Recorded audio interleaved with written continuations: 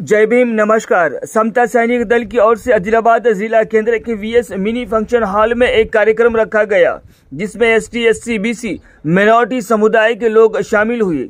समता सैनिक दल हर बार जागरूक कराने में पहल करती है, लोगों तक अपने हक को समझाने का प्रयास करती है।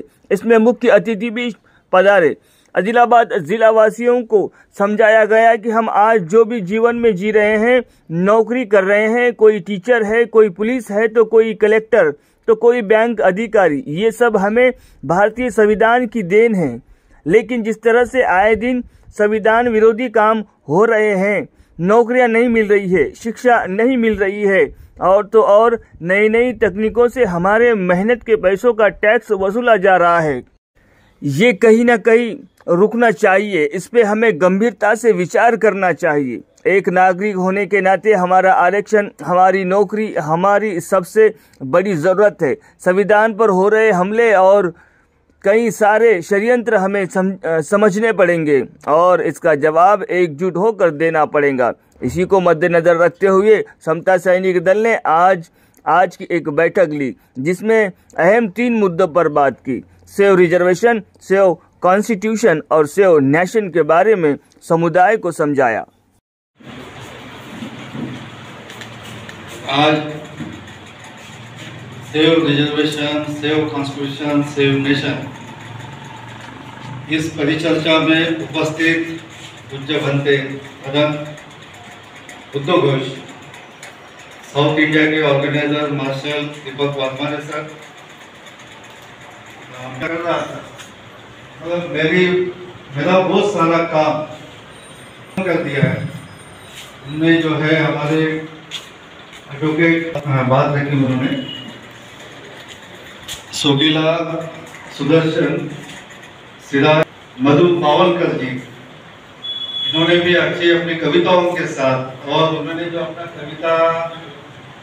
कविता कहने वाले लोग यहाँ बैठे थे और अनुभव है इतने सालों का, वो सब दिल के अंदर से बातें आती है।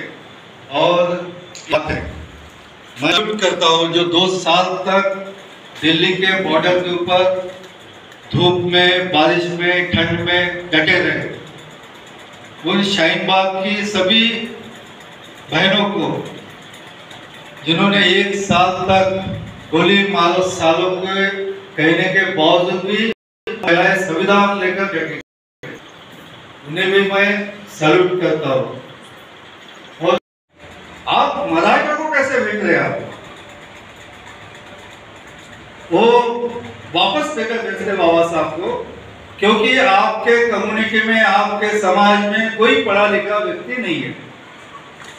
बाबा साहब फिर लेकर लिखते हैं कि आप बोलिए आपको कितने पढ़े लिखे लोग चाहिए, और फिर बिना सीधे हार जाता है। और बाबा साहब की बात चलती है, और 2 प्रतिनिधि जो है, एक मूक नायक के संपादक जो है, वे स्टेट असेंबली में जाते हो, सेंट्रल केंद्रीय कमेटी के ऊपर एक नाम जाता है जो गद्दार हो गया था बाबा साहब के मूवमेंट के साथ, MC राजा जिसका नाम है।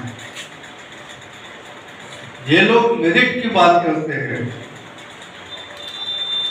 बात 1930 और 32 के दरमियान के राउंड टेबल कॉन्फ्रेंसेस की है, जहाँ बाबा साहब ने हमारे लिए, हम लोगों के लिए पहली बार बात रखी थी कि यहाँ का अछूत जो है वो सेपरेट है, वो हिंदू नहीं है, हिंदुओं से बिल्कुल अलग है, हिंदुओं से कोई उनका मेल मिलाप नहीं है। और अंग्रेजों को बात माननी पड़ी, और भी कुछ अधिकार उन्होंने दिए थे।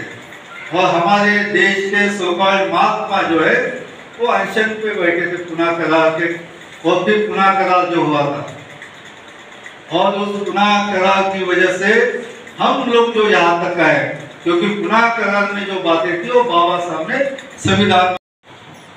और फिर इसलिए तो बिहार के अस्पताल में 40 बच्चों की डेथ हो जाती है, और तुम लोग डॉक्टर अखिल को जेल में डालते हो। मेरिट है, इस देश का मेरिट ऐसा आ रहा है।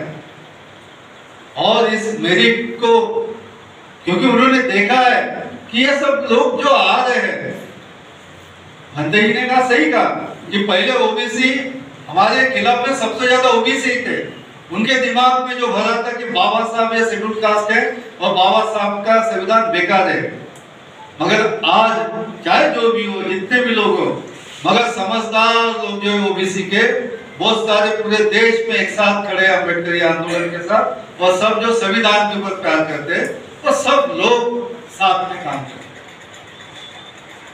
और मेरिट का एट्रोसिटीज में भी दिखता है उनका कि एक आदिवासी बंदे के ऊपर बीजेपी का एक पदाधिकारी पेशाब करता है, उसके वीडियो चलते हैं, और अभी इलेक्शन में सभी सीटें जो है बीजेपी जीतते हैं मध्य प्रदेश में। और जहां आदिवासियों की सीटें है वो भी जीतते हैं। आदिवासियों में भी गुस्सा है कि नहीं है? तो ये मेरिट जो है, ऐसा मेरिट जाते जाते बिल्किस बानो तक चला जाता है, जिस बेचारी महिला के ऊपर उनका बहुत सा, मैं बोलूंगा नहीं, बोलने लायक नहीं है, इतना सहा है उसने, और जेल से उन्हें छोड़ा जाता है स्वतंत्रता दिवस के ऊपर, आजादी मिलती है उनको, और ढोल ताशे नगारे के साथ उनका स्वागत किया जाता है। ऐसा स्वागत तो तुम लोगों ने कठुआ में जो 8 साल की बच्ची जो थी, 7 लोगों ने रेप किया था, मार डाला था उस बच्ची को, और जो 7 लोग पकड़े गए उनको छुड़ाने के लिए तिरंगा लेकर रास्ते पे आते हैं। राष्ट्रवादी लोग हैं, राष्ट्रभक्त है, मेरिट है, मेरिट की बात करते हैं, और ये ऐसा मेरिट जो है पूरे देश में दिख रहा है। इनके पास बहुत ज्यादा मेरिट था, इसलिए अंग्रेजों ने उनको न्यायालय ने इमरजेंसी लाई थी, वो संविधान के तहत लाया था, कॉन्स्टिट्यूशन को लेकर लाया। आज तो तुम ऐसा डिक्लेयर ना करते, अनडिक्लेयर इमरजेंसी पूरे देश में 2014 और इंदिरा गांधी ने जो लाया था इमरजेंसी, हमें ऐसा लगता है कि वो सही थी, क्योंकि उसके बाद इमरजेंसी के बाद जिस कार्यालयों में गवर्नमेंट के सेक्टर्स में लोग काम नहीं करते थे, वो काम करने लगे वक्त पे। जयप्रकाश नारायण जी ने बिहार से उसका एंटी इमरजेंसी ऐसा आंदोलन चलाया, वो गुजरात तक क्या 70s की बात है, और वो एंटी रिजर्वेशन के तौर पे ये हुआ, फिर रिजर्वेशन के खिलाफ में वो आंदोलन तब्दील हो गया। तो ये ऐसे लोग जो है, ये ऐसे लोग संविधान हत्या दिवस के तौर पे उसको मनाने की कोशिश कर रहे हैं। साथियों, लैटरल एंट्री आई है, अभी बहुत सारे एग्जाम देने की ये नहीं है। मुझे लगता है मेरे बच्चों को IAS बनाना है तो मैं बना सकता हूँ, है ना, उसमें मेरिट का सवाल नहीं है। और इन मेरिट वालों ने नागपुर से 2018 में सेव मेरिट सेव नेशन का नारा देकर एक RSS का एक विंग बनाया और पूरे देश को उसको चलाया। और वो खिलाफ में किसके था? हम लोगों के SC ST OBC के खिलाफ में जो था कि इनको रिजर्वेशन मिलता है, इससे हमारे